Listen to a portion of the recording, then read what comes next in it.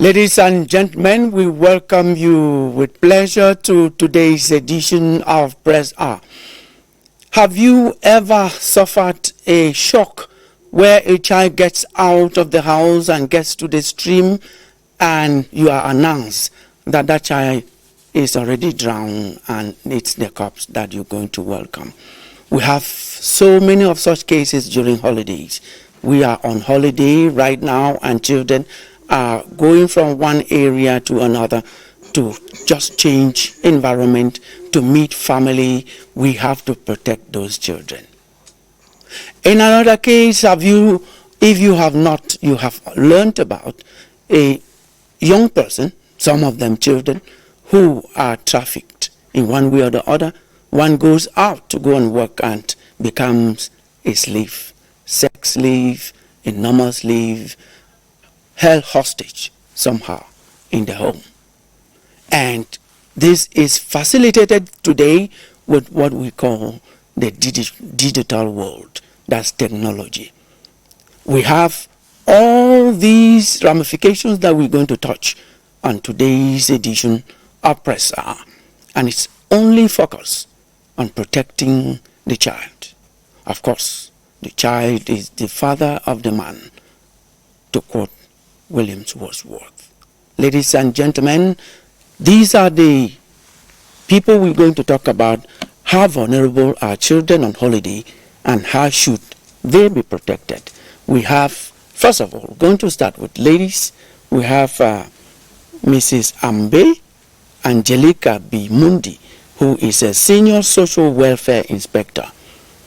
We are very, very glad to have you on Press R set today, and you have so much to tell us how officially we protect children in Cameroon. You're welcome to Press R. Thank you, Kilian. The pleasure is mine as well. I'm glad to be on this panel once again. Just next to you, we have Justin Bakinga, who is a water safety and drowning prevention expert. He is also an international standard swimming, life-saving, and lifeguard inspector. He has traveled all the way from Douala, where he is based. He is based along the coast from Krebi to Douala to Limbe.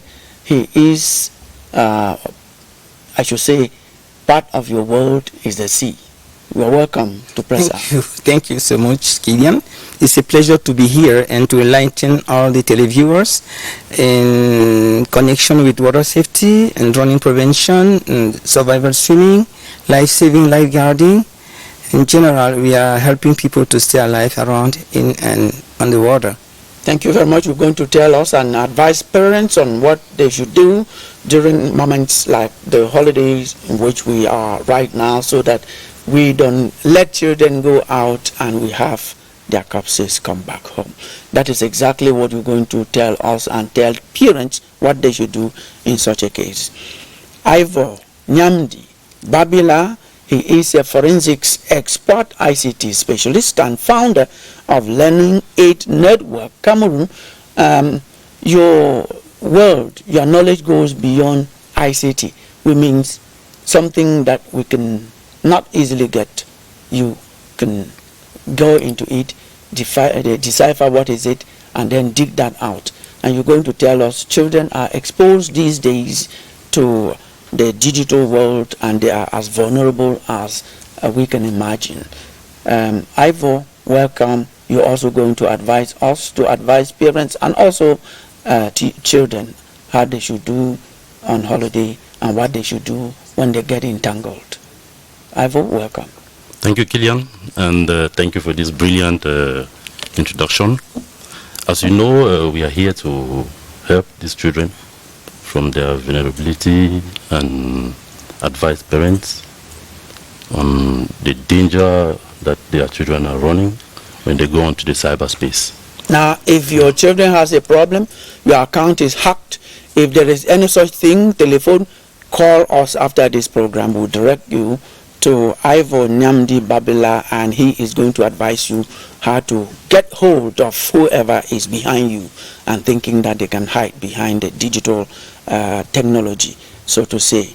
Now, one of us here on the set is Franklin Mofo. He is an expert in immigration. He is also a political scientist. He has moved around the world. He studied out of Cameroon, and he knows exactly what happens to some of our children who go through trafficking. He knows some of them who use the sea to go over to Europe, to America, and sometimes it's not just the best. You can imagine. We want to welcome you to our set, Franklin. Thank you, Mr. Kilian. The pleasure is mine. Now you see what we're going to talk about. It concerns all of us. You just don't budge an inch, and we should be together to talk about these issues that concern all of us. First, press review. Emanuela Vemnui read the newspapers for Press R. Emanuela.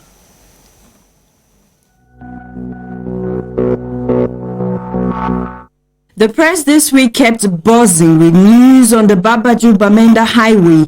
The hope to cruise on this stretch of the National Road number 4 is imminent in Cameroon Tribune as the tarring to be completed by December in municipal updates. Cameroon Tribune precises that this was during Public Works Minister's visit to the site, a visit during which the paper says Emmanuel Ngannou also announced the resumption of construction on the Bamenda Ring Road. To the Post newspaper, Public Works Minister reignites hopes of tarring Bamenda Ring Road, just when mooted early elections seen as a good move to replace absentee MPs and mayors in Northwest and Southwest. In municipal updates, Amnesty International stings soldiers and amber fighters for fresh atrocities in the Northwest and Southwest in the Guardian Post. Amnesty International that pulls government's ear on severe militia army atrocities in the Voice. Prime Minister then sends warning signal to recalcitrant ministers by cancelling appointments at the Ministry of Urban Development in the Guardian Post. Municipal Updates presents lessons ministers should learn from PM's cancellation decision. Then Fekafoot Njalakwan Junior feud blossoms in Cameroon Insider, and immediately Fekafoot suspends 4th Deputy President Njalakwan Junior in the post, a decision seen by The Voice as Eto and Co. strangling Njalakwan Junior Football Club and Sports Academy. In no time, Southwest clubs disown Njalakwan Junior pledged total support to Eto in the post weekender. Then Njalakwan Junior resigns on the Herald Tribune, and the Guardian Post thinks Njalakwan Junior's accusations too serious to ignore, while noting that only one Anglophone is left in the 18-man Fekafoot Executive Committee after the departure of the fourth Vice President. ID cards are then said to be produced within 48 hours by 2025 in municipal updates as government announces to create 543 ID card identification centers nationwide in the Guardian Post. Reverend Father Kennedy Ndu of Mamfet Diocese then doms priestly ministry in the Sun. Public Health Minister inaugurates Boya Regional Hospital new imaging center in the Eden. And the University of Boya signs 50 million worth partnership project in the Advocate. Until I come your way again, this is your Hour with the Press.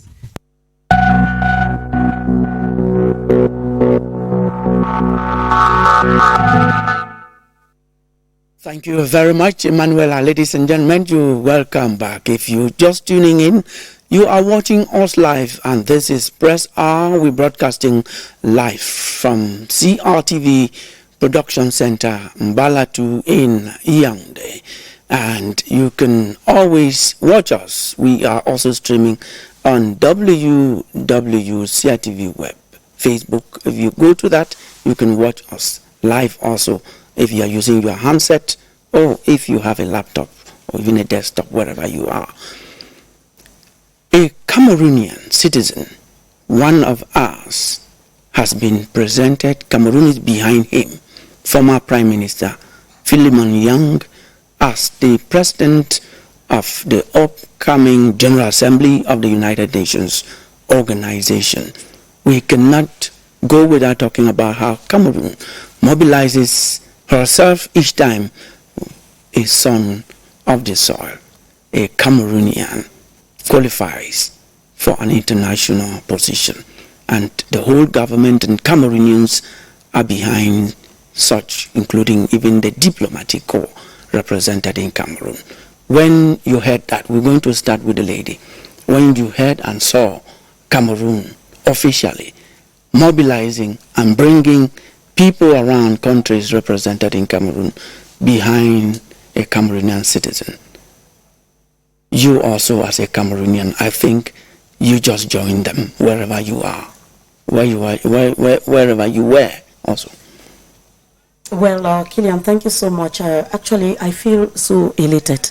You know, one of our own, Philemon Yang, I think it's the first time I'm calling him by name like this. You know, when things like this happen, you really feel concerned. You feel that, you know, we don't go out to lose for anything whatsoever. So I'm so proud and positive about it, knowing that in very little time, my own Cameroonian, my PM Emeritus will be addressed as the Secretary General. Well, he's going to be president to preside over the next General Assembly. Yes, Secretary General is another thing. So which that comes one being time. the president presiding at a world body like the UN makes me, I think, I just feel proud. First of all, being a Cameroonian and knowing the person who is going in for this position. At that time, we could say he's the president of the world. Yes, Franklin. I think our father is elusive, because when I look at the images, how he's being celebrated, coming back home as a Cameroonian, I feel so delighted that a father like that will represent us out there. Ivo. Of course, I'll take your word. President of the world means a bigger ear for Cameroonians. Yes. Sitting up there, we guess he's going to listen more to our problems. Justin, to know that they are proposing him to do what he knows so well. He has been an ambassador for about 20 years and much more. Yes, it's very important for diplomacy, because when you have one of your sons representing you at that level, is not only a message that you send to other partners, telling them our country has human resources that have experience, that have value, and who can do something nobody else could imagine they would do. At this level, we are very thrilled to see that it's occupying such a position. It's a privilege. A privilege indeed. And just 1 week ago, we were talking about how Cameroon had stood behind one of us also who had a problem in South Africa. We're talking about Baba Danpolo, and right up to the level of the President of the Republic, he intervened in this matter, and the Senate intervened in the matter. The National Assembly intervened, and I also think all of us Cameroonians, we are still calling on Cameroon to support their own when it comes to anything that needs support. Well, Kilian, I think this is another incident which tries our patriotism, which tries our brotherhood, and I think all Cameroonians, we need to stand behind Baba Danpolo and support him, because the rules and regulations, our laws, are not the laws of South Africa, and South Africans, they need to treat everybody. A foreigner, we know he has invested so much. Their economy boomed thanks to our brother Baba Danpolo, and so he shouldn't be treated like trash after all he has offered to this country. And so exactly, we are not saying that. We're just saying that justice should be done to that case for you to loan 22 billion, and you are over 500 billion. Is confiscated. There's something that is not well. Yeah. We're going to jump into our discussion for today. How vulnerable are children on holiday, and how should they be protected? I'm just going to invite us to watch this joint report done for us by our reporters on CRTV, Beatrice Law Samba and Yoti Kalilusonge, on what actually the law says and what are the children exposed to. Yes, let's have that report by Losamba and Yoti Kalilisonge.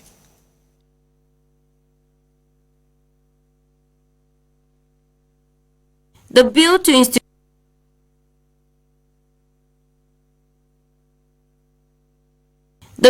institute the Charter on Child Online Protection ties with a worldwide network's concern about cyberspace security for children, the most active and vulnerable cyberspace users.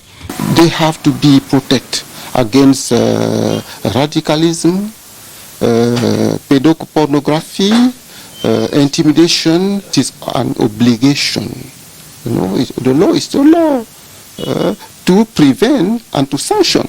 The bill seeks to build walls to protect children against cyber harassment, bullying, sexual exploitation, and online pornography, which are not only an abuse to their rights, but major obstacles to child survival and growth. It establishes responsibilities of parents who have to have a better grasp of their children's screen habits, and the different ministries who ought to define the different cybercrimes committed against children, sensitize the different service and content providers, and make clear every detail so ignorance would not be an excuse when sanctions are meted out. You have administrative sanction, suspension, close services. The penalties to various offences are as tough as 5 years jail term to 250 million CFA francs fine. In case of repeated offence, the sanctions will be doubled, and the court may even order a ban or closure. A kid in a world of her own, though at home, the social media is her new best friend. Marie is consumed in a web of videos. TikTok is the mode, and dance steps ensue. Watch what you click when online. Parents, be on alert. You can control the content your children are exposed to. IT engineers warn. We have online tools to restrict children and protect them from internet access and also to adult content. Some of these softwares are capable of monitoring and tracking kids' online activities. To ensure that the young, especially those below 18, don't fall prey to social media addictions and other internet ills, some dads would rather let their kids surf the internet for a period of time. They are exclusively allowed to have access to internet only during the weekends. Keeping computers in an open space is another recommendation. If possible, install the computers in a central place where whenever the child is walking, you will be able to see. And some parents reveal that they are on the right track. When she enters maybe Facebook or Google, we make sure that we follow her closely to be sure that what she's using the phone to watch is strictly educative. Parents who don't know what to do can reach out to specialists for help. It is important to have educative talks with children. It is important to increase sensitization, especially during holidays. Educating kids on online do's and don'ts, experts say, is primal. Let them understand that they shouldn't let out their personal information to anybody. IT experts further insist that having a law on the online protection of children isn't enough, because parents equally need to lead by example. Thank you very much, ladies. To add to the punishment provided for by the bill to institute the Charter on Online Child Protection, Beatrice Law Samba talked about, Section 35 of that bill talks about whoever discloses the identity of a child in the situation of vulnerability in treating issues likely to harm the child, especially when there is the risk of stigmatization after such disclosure, shall be punished with imprisonment of from 1 month to 2 years and a fine of 5,000 to 500,000 CFA francs. And that is not all. Coming to you now, I'm going to give more sanctions. You are a forensics expert. You are an IT specialist. Call you an engineer.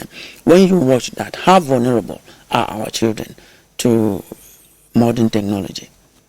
Okay, Kilian, you could see yourself that from the presentation or the information we got, that children are very exposed. You see, today, when you connect to the internet, you actually open the door to the world. And when you open your door to the world, you have every type of person that can come in. criminals, either intentionally or not. And today, in the past years, forensic scientists have been working for companies and government. But with the optimized use of internet, going down to children, we see more civilians coming for complaints. Now, what we need to understand is that from the moment you connect to internet, or a child, let me go down to the topic. When your child connects to internet, any other person can get to that child.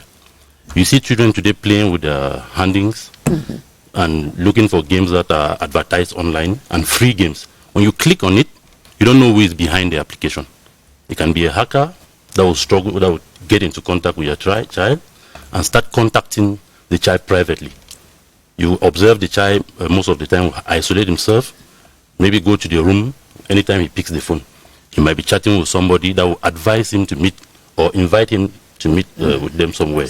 And from there, you have the crime committed offline. So it starts online and it's completed offline. So what we do is, when you complain, when you identify that your child is the behavior has changed. The behavior has changed. Get to know what is happening. What is happening? Definitely, we know they don't have money to buy handings or phones or tablets. You are the one who gave them those tablets. So before giving them those tablets, there is a possibility to create a parental guidance on the tablet. But they are so smart, these children of today. They will go around and of course they are smart. But if you create this parental guidance, what will happen is that if the child goes on a suspected website, you are notified. Okay. You are notified that he's on TikTok, he's on Facebook, he's on any other website for pornography or anything, chatting with somebody. Because these hackers, at times, their target is not your child, but since they are on the web, your child can fall on them. Then the communication starts. You just have your eyes. I like that point. You say the child may not even, you may be the target.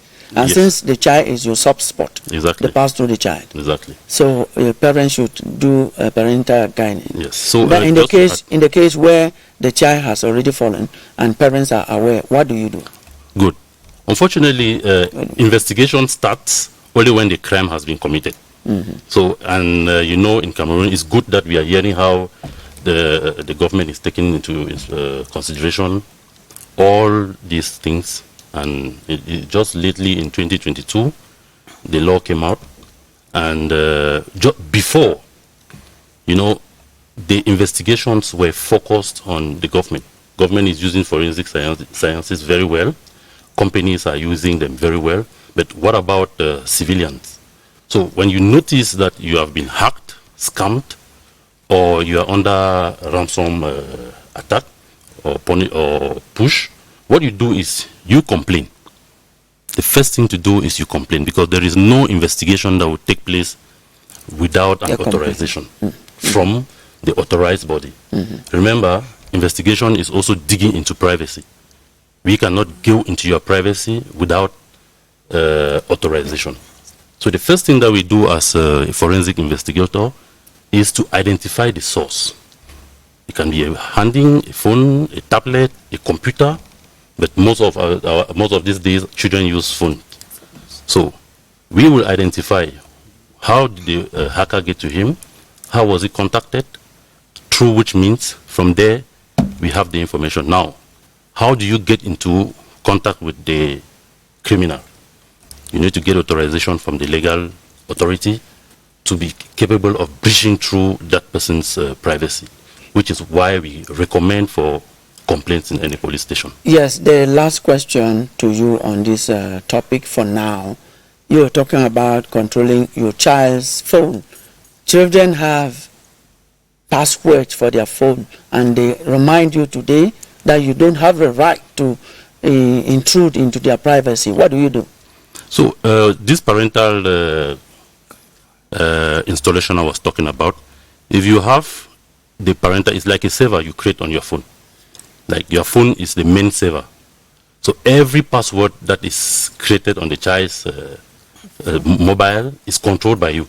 We're talking about children up to 18 years. because the legislator in what we're talking about here talks even about someone who intrudes or gets involved children. I have 21 years here. It's only at 21 that you can be considered mature enough to do things without the authorization of your parents. So 21, up to that, they are already big people in university.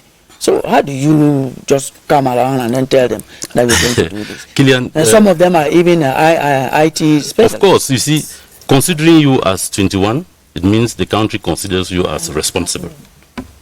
From the moment you reach 21, you should be responsible for certain things. Before, that's from 18 to 21. Yes, from 18 downward, the parent is responsible. You heard from the information that your ignorance should not be an excuse. Okay. That is, the parents are responsible for their children's action or activities online. Yes. Because if your child, the same way your child is in danger, that is the same way another child is in danger that could be caused by your child, if your child is badly intended, you see. Yes, another area, we are going to come back to this forensics ICT use. We're going to visit another area, which is one of the most shocking. During holiday, one point a child just dashes out to go and play. You have relatives in a place that has streams, rivers, or even the sea. The child goes there to visit or to spend some time with the family, and because they have to go around with children in that environment, and the child is not used to that environment, they go swimming, and sad news hits back, drowning. Let us watch these images first, and then we're going to get to the specialist in life-saving and drowning prevention.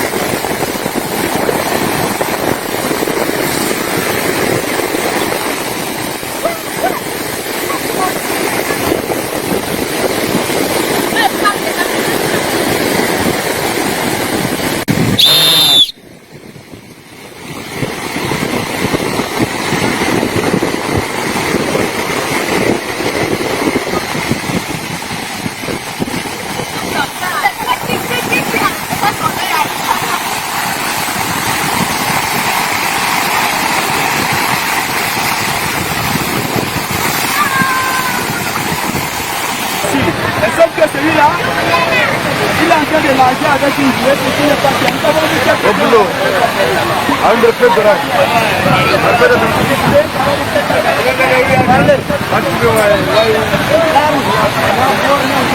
Nous, conseillons tout. Apprendre à sauver et apprendre à sécuriser. Parce que comme vous ne savez pas nager, you spend much of your time. When I called you, you were in Kribi. You dashed to Douala, and I called and saw you at the seashore there, and you accepted to come and talk to us about drowning prevention. First of all, how dangerous is it for children when they go closer to water in general they are not used to? Well, before I respond, answer to your questions, I would like to remind all of us here in this room and those who are watching us that the World Drowning Prevention Day will be celebrated on the 25th of July, this is month. And in 2 weeks? In 2 weeks' time, exactly. No wonder the World Health Organization issued a call for people around the world to do something in order to prevent drowning, as drowning is the first leading causes of death for children age 1 to 24. Age 1 to 24. This is the section of people that are more vulnerable according to the WHO. So as parents, as adults, as leaders, as decision makers, this is very important for us to look out at this issue and try to find a very effective solution. For children not to meet the water with a result of death, we need to keep them in a very close supervision.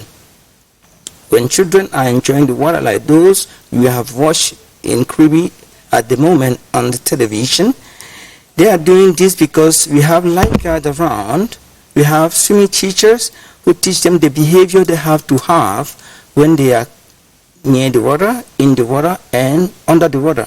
So this can only help children to be safe and stay alive when they are protected by others who are well trained and qualified to do the job. Yes, water is very dangerous. I want to think that is the most dangerous thing that you can have around. Nobody stops water when it gets angered, when it gets really bad. You will not do anything to water because it goes around the hills, it goes over hills, it breaks into anything that you can imagine.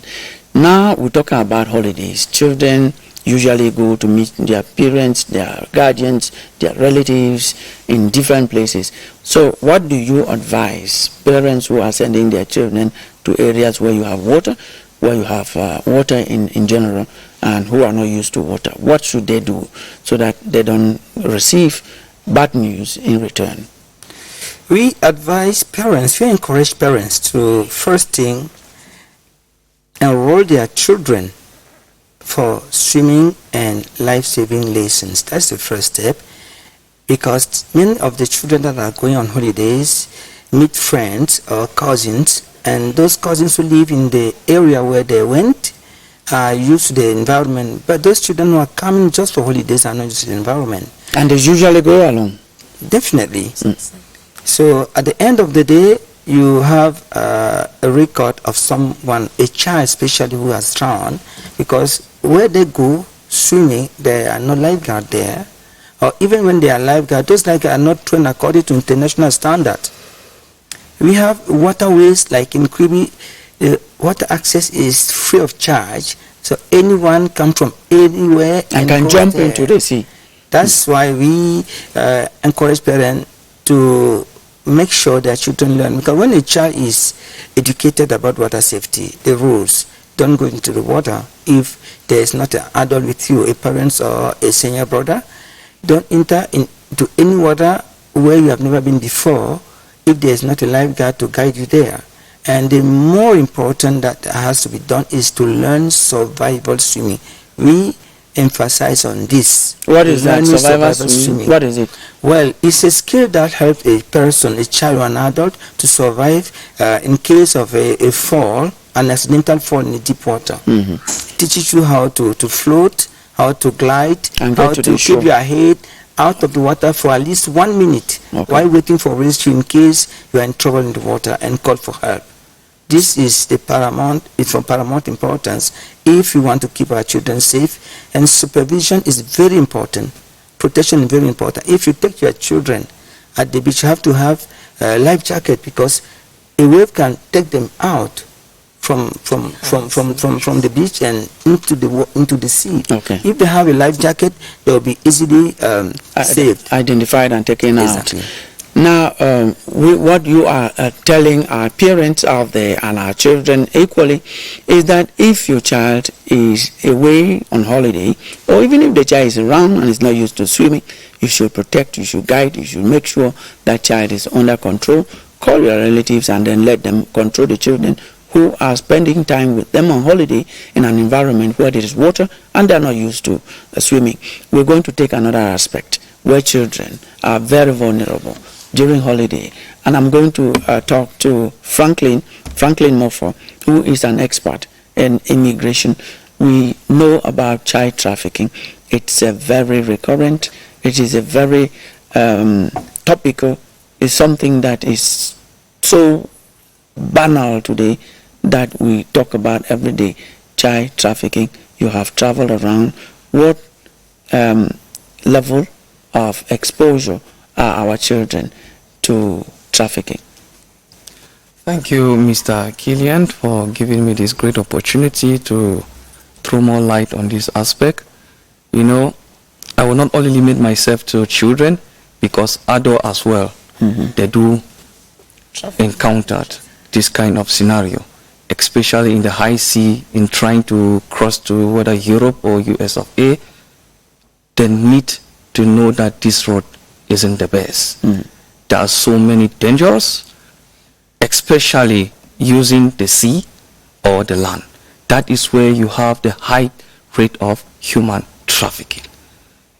They track them, that are the traffickers who fool these migrants. I call it desperate migrants, because when they hear about Europe or US of A, they just stood up, I want to travel, without knowing where he or she is going to. So to prevent this, I think sensitization is the best to avoid this vulnerability, because during one few research work that I carried, I came into contact where so many children were being enchained in a room. Their parents or their parents were being used forcefully for commercial sex, what they call prostitution, all because they did not receive the right information before traveling. And this exposed them to so many other things. Forced labor, this is one of even the greatest aspect that we witness out there. Forced labor. You worked, maybe you can work even 20 hours and you are being paid 10 hours. That is not the best. So there are a lot of things that we, like immigrants, moving around, carrying out field work research, we try to sensitize people. That's why I'm back here in the country, to sensitize my fellow Cameroonians. As unity as we are, we should try to seek information. If you don't seek information, you expose your children into danger. You expose yourself into danger. And those are some aspects that we need to take into consideration before traveling. Yes, even within the country, even within the sub-region, regional levels, we have child trafficking. Yes. So you are giving the same hints, the same clues to parents to use and make sure that they control their parents, their children, and that children should not fall into the bet that people say you're going to do this, you're going to do this. Exactly. Now we're going to turn to the senior social welfare inspector, call her a social worker. Look at what is happening around. Let us not go very far, very high up there. You see these children on holiday who go around selling granuts, selling kola nuts, selling oranges and some of these things, and they move along the corridors. They are also as vulnerable, I want to suppose. Yeah, they are also very vulnerable. And I think before I get to that, our friend just talked about lifeguards around the sea and water areas. I just want to, there is also this phenomenon of, personally I'm a parent too, and I used to take my children out for swimming, and we noticed that most of the swimming pools, you don't have these lifeguards around. Yeah, sometimes the child is there, and sometimes you, the parent, we are so scared. The child plunges in water, you don't know the depth of this pool, and you turn around, there is no lifeguard. I think those who run these swimming pools should actually really have them and handy all the time. Very important, we have so many of them around. They get distracted and they leave the children to themselves. We've actually had cases of children dying in swimming pools here in town, not only in the seas. And for these children who walk around, you know, during holidays, like is the period now, most of these children, we know, they say they are fighting for survival. They need to hawk so they could help the parents get their school material when holidays are over. But then some of these children, they are too young. When driving into CRTV around the Longkak area there at the traffic light, you see as little as 7-year-old children hawking, hanging by the cars. They are selling groundnuts, they are selling sweets and all of that. They are too young for this, and I think parents should not expose these children the way we do. We know the economic situation because that is the reason. They say, I want to help my parents buy my books. I say sometimes they sell 2,000, 1,000 francs a day, and then bigger children seize this money away from them, and then they cry back home, and you don't see, you see that the risk is more than the gain. And so children have to be protected against all of this. Parents should know that there is an age during which a child can go out to hawk, and what the child hawks matters too. You can build a kiosk. This one is like advisable for children 13, 15, 17. Yes. They can sit on a spot and help the parents sell. But hawking on the streets is risky because they are exposed. Traffickers come. Some of They these take children advantage. disappear. Yes. Some of these children disappear on the streets. Some young girls, they come home pregnant or infected with STDs, and all because of this exposure. So what we, the social workers, what we do and what we advise parents during this holiday is to keep these children at home under good guidance. Even though at home too, they are so vulnerable during holidays that we have abuse even at home. We have family members, we have uncles, some relations, some who are not really related, who are at home with these children and may still abuse these children sexually at home. And sometimes some parents feel that sending this girl to hawk keeps her away from being abused sexually at home. Then there you are between the devil and the Red Sea. So during holidays like this, we need to be extra vigilant, because if a man on the street does not harm this child, a neighbor or an uncle or a supposed a holiday maker at home can still harm your child. We need to be very careful, and we talk to our children. I personally am not for street hawking for very young children. Yes, thank you very much. We are just looking at it at the level of the parents. Let's also look at it at the level of our institutions, our government, because it is the responsibility of the institutions of state to take care, to protect the children. One, through punishing perpetrators. Two, having legislation that actually protect these children. You have something to say, because this is what you have been doing all your life. Oh yeah, we have the legislation. We have laws that are put in place to protect our children. We have the national or the universal declaration for children's rights, that the children, they have the right to education, to protection, to health, to leisure, to communication, and all of that. And then within our context of Cameroon, we have our constitution, which protects all human beings, including children who are a vulnerable group.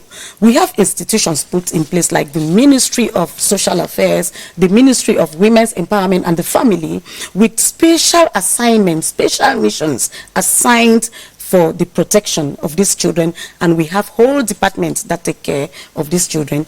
We have a law, like in 2010, seemingly it was a year of so many laws, a law that protects these children on cyber criminality, cyber security and cyber criminality. We have a law on e-commerce, and we know that children, when they are exposed, as the technician told us, to the internet, they are at risk. We have a law that regulates even electronic communication, and children are specially protected. At the level of the Ministry of Social Affairs, we have a whole committee for the protection of children, which is an intersectoral committee, meaning that other ministries are in to this committee, and each ministry represented in this committee has an aspect to carry out. We have like the police, who are concerned with drug abuse in schools. We have the gendarmes, who are concerned with other aspects for child protection. We have the educational system, children's education, and then we have the parenting, which is for all of us here. Yes. We take upon ourselves to take care of the children, as every parent who has as obligation the protection of the right and the respect of the rights of children. Yes, and what we were saying, you just talked about electronic communication, and in the Charter on Online Child Protection, that is Cameroon, specifically Cameroon, Section 34 of that chapter, sub 1 says that any electronic communication operator who involves children in electronic communication without any written authorization of the parents or guardians shall be punished with penalties provided for in section 344 of the Penal Code. And the Penal Code, that's section 344, says whoever incites, favors or facilitates corruption of children even up to 21 years will be punished with a prison term of 5 years and a fine of 20,000 to 1 million. You have heard that. Ivor, what do you do practically? How many cases do you come across of children who are involved in electronic communication, hacking, or crimes? Do you have statistics to give us? I will just tell you there's a lot of laissez-faire. Understand? There is a lot of laissez-faire at the level of parents, at the level of the victims, even at the level of the institutions. The laws are very clear. As you read, the law is very clear. If you expose a child to a dangerous communication that could hurt the child's integrity, you will be punished. We see it every day. But we don't see people punished. That's what I'm talking about. Yes, let me go to that. For anybody to be punished, there needs to be a complaint. Otherwise, there needs to be a general notification. I'll take an example, right? Probably people don't complain because they don't know how to go about it. You are an expert in forensics and ICT communication. What should they do? Because this hacking, my Facebook account was hacked last week, and then someone was sending out messages in my name, asking for recruitment, and people started calling. Yes, of course. So Kilian, what should they do once they the advice I'll give to the public is the advice I'm giving to you as well. Yes. When your account was hacked and you discover that that account was hacked, the first thing is to do is to go to a police station and complain. They have all what it takes to track whoever hacked your account. So it's the same thing we are talking to parents and to any other person out there. Madam was talking about children on the street. Everybody passes and you see them on the street. We all know they are not supposed to be there. But who should complain that they are there? Who is responsible for them being there? We all know they are the parents. But who should take up the responsibility, walk to the parent and tell the parent your child should not be out? It's the same thing. If your account is hacked, and I know your account is hacked, should I get into your privacy without you telling me? That's the first thing. But we can advise. We can advise and tell everybody, if you are hacked, please complain. Yes, you've raised important point. I will come to you, Mr. Bakinga. There is a point that Ivor is raising here. Yeah. Don't you think that the Ministry of Social Affairs, our Ministry of Social Affairs, is supposed to go out there, take stock of these children, send them home, and even arrest some of them, and see the parents come to take them and pay some fines? Because, as he is saying, someone must do something. Well, yes, the Ministry of Social Affairs, but I'm not. You are not representing the ministry. I'm not representing the ministry here, but the Ministry of Social Affairs that I know has as mission the protection of these children on the street. The Ministry of Social Affairs is not the police. The Ministry of Social Affairs, we are not the gendarmes. The Ministry of Social Affairs is there for harmony, bring back these children in relationship to with their families. These children we see. We've understood that. I think the take home is that the Ministry of Social Affairs, since these children leave homes of parents and the same parents cannot go and report, the Ministry of Social Affairs has the responsibility to report. That you be the person, the complainant, this time around. Yes, let us take add and then let's take. I just wanted to add something on that. As we talk of the Ministry of Social Affairs, It's the same way we are talking of the Ministry of Telecommunication. Yes, that is right. Yes. So the Ministry of Telecommunication is responsible for any communication company that allows fraudulent actions on several networks. Whether there's complaint or not, because they know exactly what's happening. Exactly. They know everything. Yes, Franklin, give us an example of a case where a child has been under disrespected immigration laws and has been in a situation that we cannot like to know about. Give us an example, because you have studied that. You must have had an example in your study. Yes, Mr. Kilian. You see, migration as a whole, we know it produces refugees, it produces IDPs, it produces hackers, even smuggling. When you are illegally migrated and being caught, there are so many laws that you have violated. First, we start with the border crossing. You have violated that law, which in normal circumstances, you are supposed to have your valid visa before traveling. Once you are being caught, you are being kept in the comunicado, where at times they treat you as a slave. You are being treated as a slave. When you see how they complained, some of them, I bet you, Mr. Kilian, so many Cameroonians are outside there wanting to come back home because of the torture, because of the hardship that they are going through. But there is a fear. Coming back home, their friends will be looking at them. You travel out, you came back home with nothing. That should not be in their mind. If you are not saved, we have embassies. But we have some of them, they will say, no, well, it's a risk. Life is risk-taking. We have some of them who have gone out there and have succeeded. So when those who are here and want to go see them, they become the models and they go. Mr. Kilian, if you take, for instance, that 10,000 migrants, for instance, let me take the situation of Cameroon. If 10,000 Cameroonians crosses out there, then out of the 10,000 Cameroonians, just 2,000 survive. Where are the rest of the people? A bad example. Yeah, that tells a story. Now I'm going to go to Justin Bakinga. We talking about safety, life saving, and lifeguard. Where at this moment where we are, advise us on what we should do with children at this particular time of the year during holiday. What should we do? Not only with children, you said, even adults, they should watch out.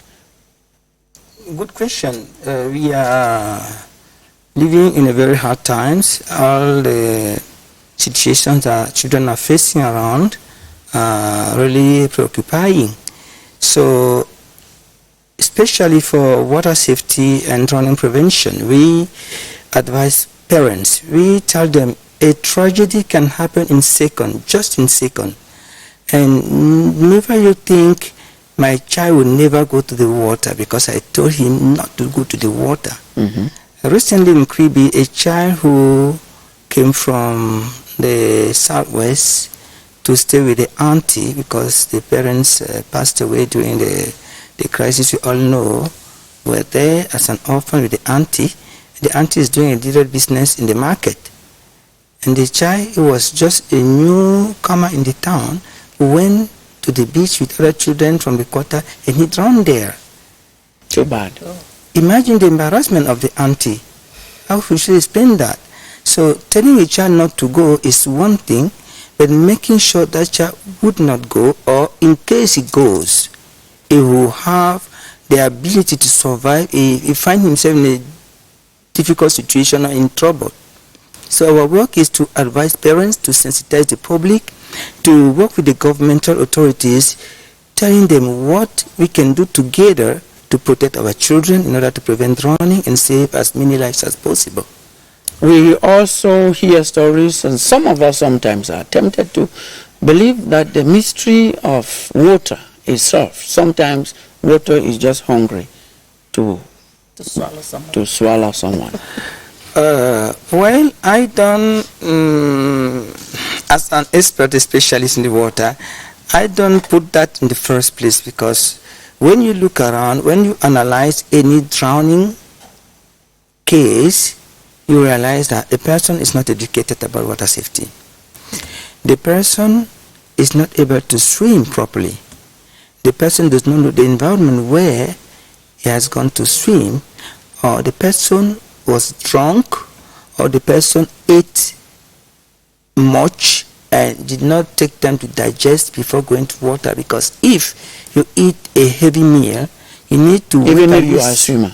Yes. Oh, good. Yes. You need to wait at least 2 hours and a half to allow your system to digest what you have eaten before going into the sea or the pool or whichever water environment you find yourself. Never drink alcohol and swim. After a hot game, after a football match or basketball match, any game that makes you tired, makes your heart beat, your system very hot, don't go immediately and jump into the water. You have water shock, and water shock leads to unconsciousness and death. Okay. So when you know those things, you'll be hardly a victim. I swim in the sea.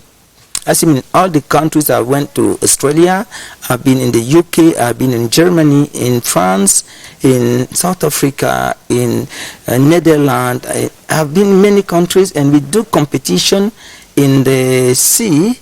And nothing happens. Nothing happens because we are prepared for that. We have been studying how to keep ourselves safe and keep other people safe. So the last word that is coming from you, we have just about 2 minutes to go to the end of this program, is that be you a child or an adult, you should learn life-saving skills in water. It's of paramount importance. Okay. And you have to swim under a lifeguard supervision. No matter how a good swimmer you are, because you can develop a cramp in the water if there's nobody there to help you come out. That is important. Even as a good swimmer, of course, you will not be able to swim. Okay. If you have an illness like epilepsy, yes, if you have this attack in the water or a seizure, if there's no one there to pull you out from the water, that's important. You are gone. Supervision, control is important. Yes. What should we tell our parents and our children? Angelica. I think we should tell them during this holidays, we let them learn new skills, new trades, rather than sending them to hawk on the streets. Yes. Strongly against children hawking on the streets. And we should watch out to whom we send our children to go for holidays. Yes. Franklin, what do you take home or give us as a take-home message? Yes, Mr. Kilian, I want to sensitize my Cameroonian brothers that they should abstain from illegal migration to save their family from trauma and the community. Forensics man, what should we do? The world now is technology. It is as good as we can imagine, but that is also the trap that we have today. Life trap, I should say. What should we do? How do we compromise the two? Yes, as your last word. Yes, Kilian, it's a life trap. There is a saying that prevention is better than cure. It is good to investigate and find out whoever scammed you or whoever hurt you.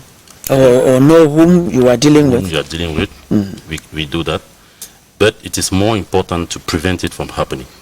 So install antiviruses on your machines. If you are giving a tablet to your child, make sure you have control over it with the parental guides section. Then, most importantly, we are open to accompany all the governmental institutions that are struggling today to make sure the law is respected as far as child protection is concerned. So with the Learning Aid Network, we follow up and make sure we go to schools and sensitize children and follow up with if they know what is happening on the cyberspace or not.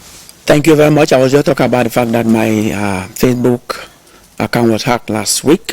Some of my friends, I didn't go to you because some of them just took care of it. If you're hacked, whether it's your phone or you want to get to Ivo, you can't get to him, you come to me, I will direct you, he will help you out. Ladies and gentlemen, and that's what we had time for on today's edition of Press R. That will be rebroadcast on Monday at 2:30. Thanks once again.